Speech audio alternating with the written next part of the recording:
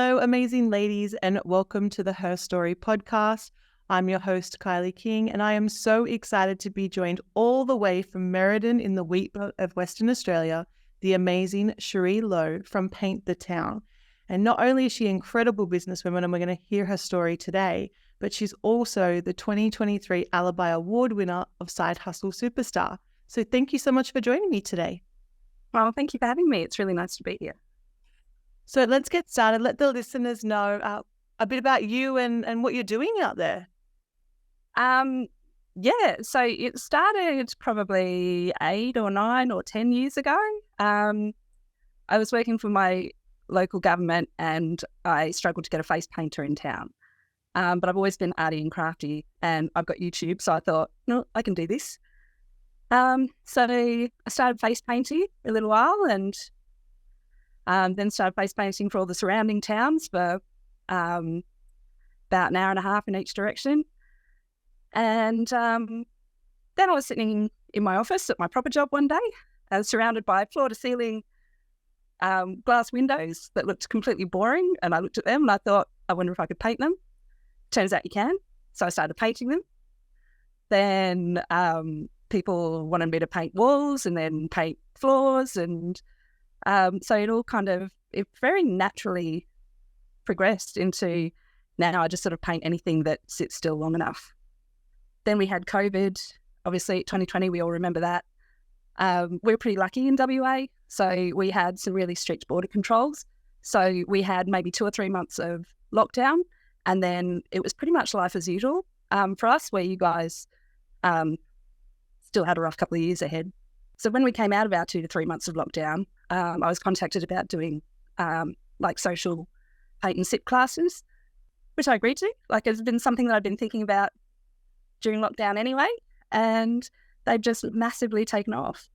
So we started doing those just as a way to get people out and socialising again after being locked in their homes, and they've just been incredibly popular. And then I sort of expanded into craft classes as well, and now I have my own space. Oh, wow. Congratulations. That's awesome.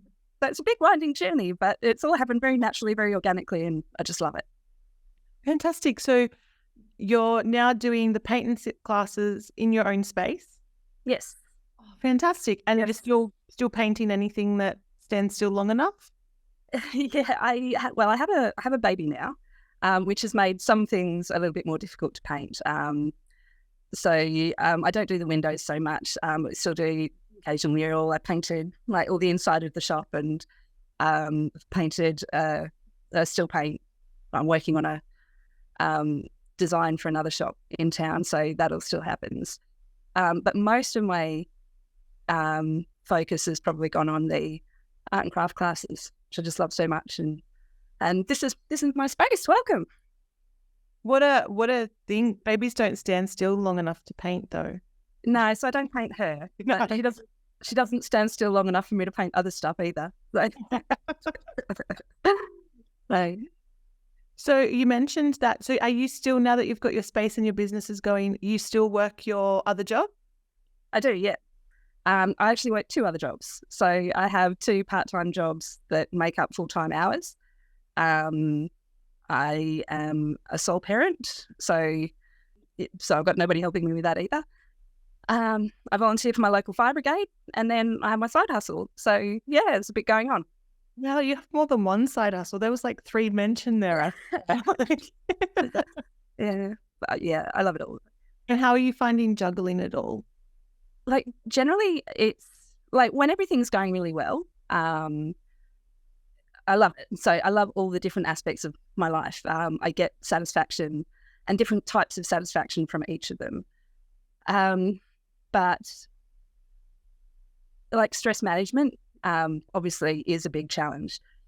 And sometimes it doesn't take anything big. It doesn't have to be a big disaster in your life for it to start to become overwhelming.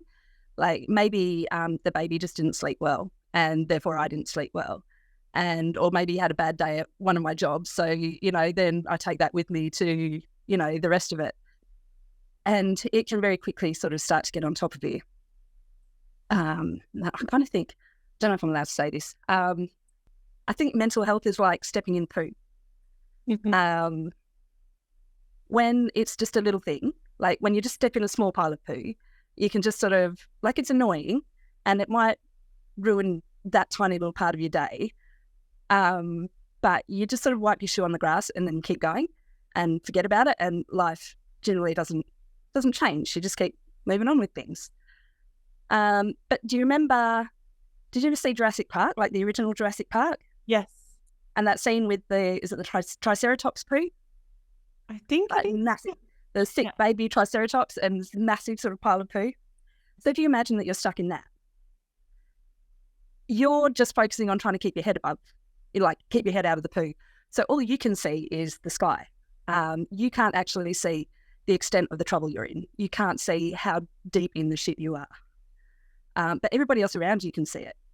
And I kind of think that, like, when you're struggling with mental health issues, when it gets really bad, because you can't actually see the extent of the trouble you're in, you are the last person to recognise that you actually need help. I really liked that. And you know what? Thank you for bringing me another reminder from Jurassic Park, because all I remember is the guy eating off the toilet. That's all I remember. Oh, and when that other little kid's when that girl's stuck with the raptors in the kitchen. So thank you for bringing something. No, I love that poo analogy, and it's a great way to explain it, because I think some people don't know how to explain it, and sometimes when we put an analogy to it, it makes a lot of sense, and that does make a lot of sense. And that's when you remember that you're actually the last person who can recognise the amount of shit that you're in. Once I sort of clocked with that, I started becoming better at listening to the people around me and letting the people around me kind of check in with me. And I've got some really good friends who are like, you're kind of not yourself. Do you need to sort of take a step back and let something go? Or, is there something we can help with? And I'm a lot better now at reading those early signs of overwhelm. So it is still a challenge, that stress management and time management. It is still a challenge, but yeah, I'm much, much better about recognising the early signs of it going downhill and needing help and asking for help and letting other people volunteer their help. Beautiful. Well, you just answered that question. So let's move on to the next one. So what's your biggest achievement? Let's talk about your biggest achievement. What's that been? It's got to, well, apart from my shiny purple trophy you made. Arrived safely to WA. I'm so happy. I bubble wrapped that beast. So I couldn't get into it almost. No, it's opening my premises is probably my biggest achievement, because I didn't have to do it. I was actually, between my face painting and the classes which I was doing at applied venues, I was financially doing really well. Well, not really well. I was doing quite well. I didn't need to take this step. Not having to set up a class with baby strapped to me was amazing. But I just love how much control I have over creating a beautiful atmosphere. One of my big things is I feel this world was built for men. It was built by men for men. And it's not necessarily a place where women feel comfortable. And to be able to almost custom design a place that is designed to make women feel safe and comfortable, that's a place where they want to spend time, whether they're old women or young women or girls, it was really important to me to be able to do that. And it was really special once I'd achieved it. That's amazing. And it's nice to have a female-only place that they can feel supported. And you know what? This is pretty much why Australian Ladies in Business was created, so that you could go somewhere and go, hey, you're a woman in business and I'm a woman in business, and shit's mental because we have to juggle so many more plates out there. How can we support each other? And I love that you've created this amazing space to go, hey, come here and just let your femaleness out. And I will say, it's not female only. My customers were already 95% women. So I have probably leaned into it a little bit. We don't exclude men. Mm-hmm. And we have some amazing male regulars that do come along to my classes. So not at all in the business of excluding men, but I am about including women and making women feel comfortable and making women feel great about themselves wherever they are. So like, it's not just like, you can obviously see sort of pink walls and stuff behind me. So it's not just about the colour scheme. Actually, can I take you for a tour? Like, I know your podcasters won't be able to see, but your YouTubers. Oh, it's going to go on YouTube. So no, actually, I'd love to see. All right. So as we come in, we have, so I've got like a retail section at the front with also sort of kind of paint stuff going on. So the idea with this is that we are in a little country town. Anything we want that's not generic has to be ordered in. So I wanted to be able to make available any of the tools and supplies that we use in the craft classes, so that if people wanted to continue at home, it's all here. Then also coming into Christmas, got loads of handmade stuff available for gifts. So we come through here, and this is the workroom. Oh, sorry, I didn't also say. So I've got a little toy nook. Don't know if you can see that. That's cute. That's to distract the baby so you can paint. It started off just being for my baby, but so like we have workshops, and I've even got them set up on the table. So this is my workshop room. Nice. I've got a plaster painting thing coming up, so I've been creating some more moulds, getting ready for those in December. But what we often have as well is when families come in, like the older kids want to keep painting, they want to take their time, and the little kids splash, 3 splashes of paint on the thing and they're done. So like that kind of gives them somewhere to go, so that the older kids don't feel pressured. So it's just everywhere. So we have tea and coffee. I didn't actually expect to do this on film, so I haven't timed it up. You're doing it. We got tea and coffee. All these pictures that you've got on the wall, are these the classes that you've taught? These are all classes, yeah. Oh my gosh, that butterfly is gorgeous. That's one of my favourites too. Yeah. It's your colours. It's purple and gold. I should send that through to you. Exactly. It's purple. Brilliant. That's beautiful. That's so cool. So they come, just for anyone that doesn't know what a paint and sip is, they come, they sit down. You've already got, so you're saying we're painting the butterfly today, and then you'll just take them through the steps to create their own butterfly. 100%. Super simple techniques that we put together, and people walk away with the finished painting, and you don't need any previous experience or skills to be able to do that. Beautiful. Yeah, and I forgot what I was going to say with that. I interrupted you. Anyway. And they drink alcohol. Is that the sip part? Are these like toasted? Like, well, that's part of it. Like it's a social event where you get to paint. It's not like a strict painting class. Mm-hmm. So yeah, it's more about fun and people again feeling comfortable and just sort of getting away for some me time, some creative me time that they may not be able to create in their lives with everything else that's going on. A lot of parents will bring their kids or one of their kids, and it'll be sort of like mum and kid sort of one-on-one bonding time. So it's just, yeah, it's more about that than it is about learning how to paint. Yeah. So anyway, so free tea and coffee at any time. So we have, these are my bubbles on the wall. One of them goes to the toilet. So the blue bubbles go to the toilet. The pink bubbles go somewhere else. I'll show you that in a sec. Now, this is my storeroom. So don't look too hard. It's not very of health and safety. But what I do want to show you in here, so this wall is going to be, when I do video classes, it's going to be my video class backdrop. So that's what we're working on at the moment. That's nice.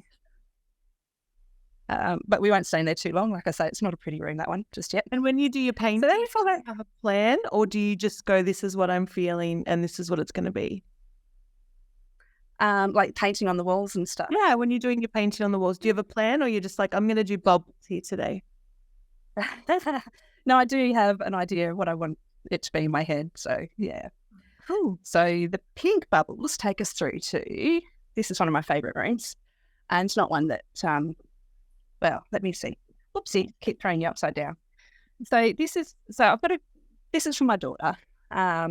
So I figure if I was going to spend or make her spend as much time here as I do, she should be comfortable. But we also have like a feeding chair.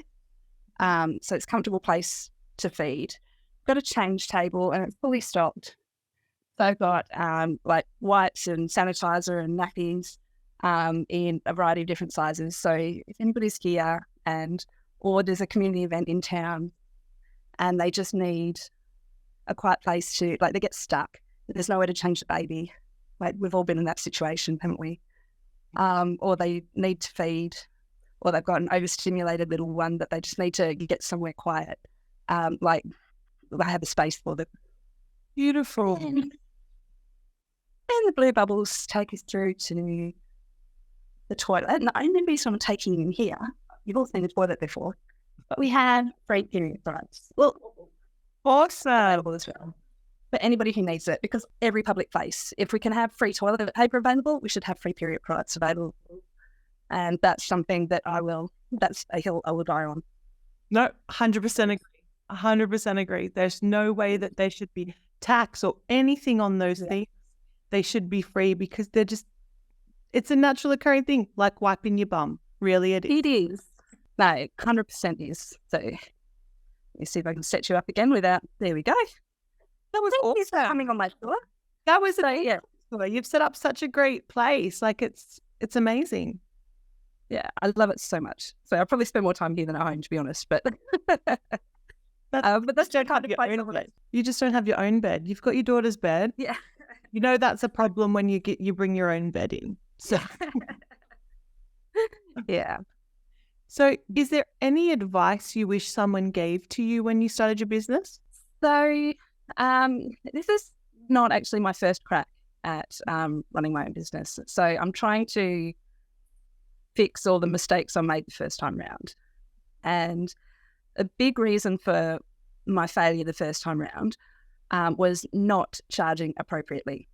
So this is always, if anyone is ever going to ask me for business advice, this is where I start and finish every single time. But the thing is, like, I think during my first business, I was given that advice, and I was given that advice all the way through, like right from the start. And I think it's not necessarily that you don't receive the advice you need. It's maybe that you're not necessarily in the right place to hear the advice that you need. And there's so much going on with, limiting beliefs and stuff like that around, especially as women, what we're worth and how we value ourselves. But I think it can take not just hearing the advice. If you're not ready for advice, you're not going to use it. Like, it's, yeah. Yeah. And I think sometimes as well, like people say, know your value, know your value. And I think that can be really hard because when we go into business, we're doing something that we're good at. And if we're good at it, it comes really easily to us and we can do it really quickly. So I think we don't actually realize that it doesn't come easily to everybody. Mm-hmm. So I think that can be hard. But working in my other employment, working for tradies has helped with my mindset on this, and working with tradies, like if you go to a tradie for a quote, he'll be like, yeah, this is what it costs. If you go, oh, that's a bit expensive, they go, too bad, that's what the job costs. And then you either take it or you leave it. And they're not too bothered if you leave it because that's what it costs to run their business. And you never come across a tradie who will volunteer discounts like women do before we've even been asked. So that has helped me a lot. Yeah. And I think that's a really good point. Like, as you said, the tradies know that the work will come from somewhere, wherever it is, and that's the price it is, and they stick to it. Whereas, women will, I really just need this customer because I don't trust that another customer is going to come. So please take all this for free and all these just so that I can have you as a customer. And generally, let's be honest, the ones you discount for heavily and you give all the free shit is not customers you want. It's not the ones you want. And then they cause more problems. And you always regret taking on that job. Exactly. So that's good. Think like a tradie. I think that's a really good one. That's fantastic advice. So what's your ultimate goal for your business, if you're happy to share, like the big, hairy, scary goal that you'd like to achieve? Am I allowed to say I don't have one? Yes, of course you can. It's a story.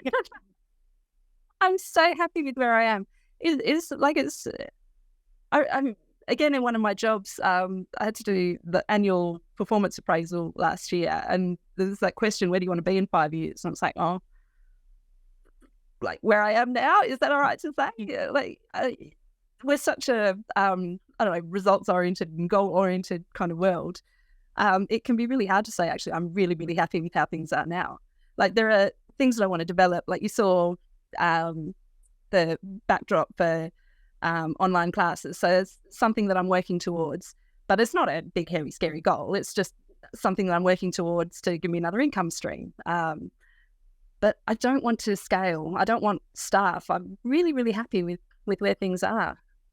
That's awesome. And I think that's something to remember as well. Like we can just be content. Like success looks different to everyone. Some people want to have staff and they want to have all that extra, stress and multiple locations. And some people just did it to suit what they're doing. And you get to hang with your baby and paint really cool stuff with amazing. Yeah. Like I don't mind this being a hobby that pays for itself and a little bit more. Like it's a part of my life that just gives me a lot of joy and a lot of satisfaction, and it's an awesome place to be. Here you go. So you've already achieved your goal. Done. Because we're so goal orientated, just tick it off the list. It's done. We're done. All right. So you are an amazingly creative person. I saw your artwork. I saw your beautiful space.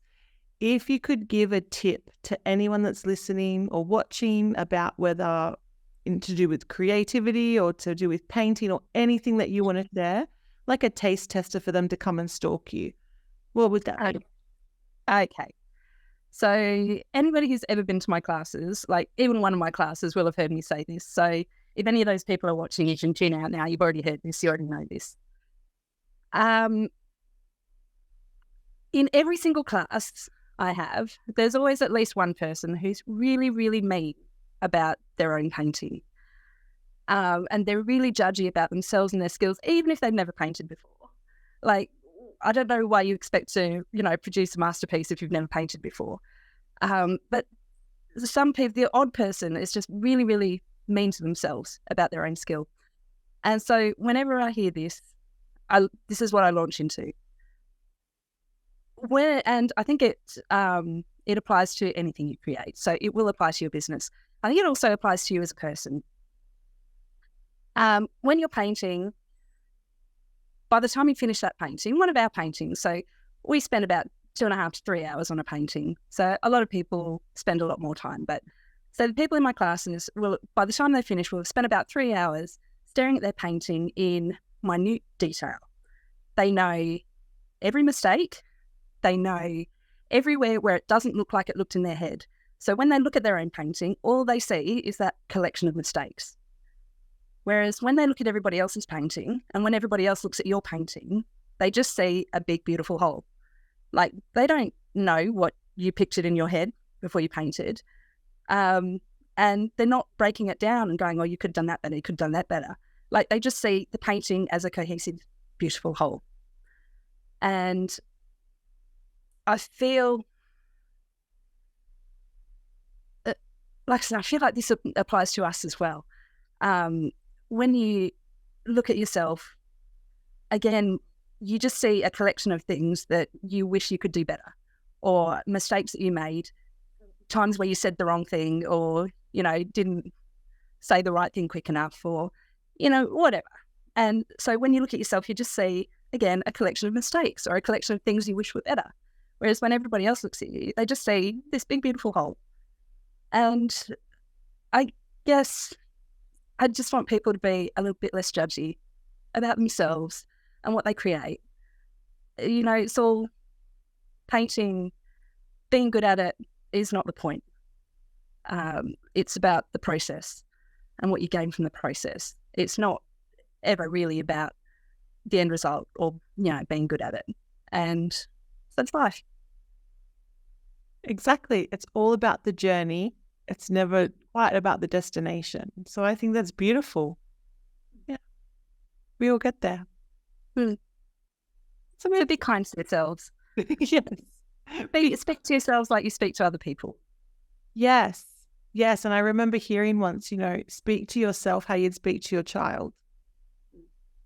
And if you wouldn't say that to your child, then you probably shouldn't say it to yourself. Yeah.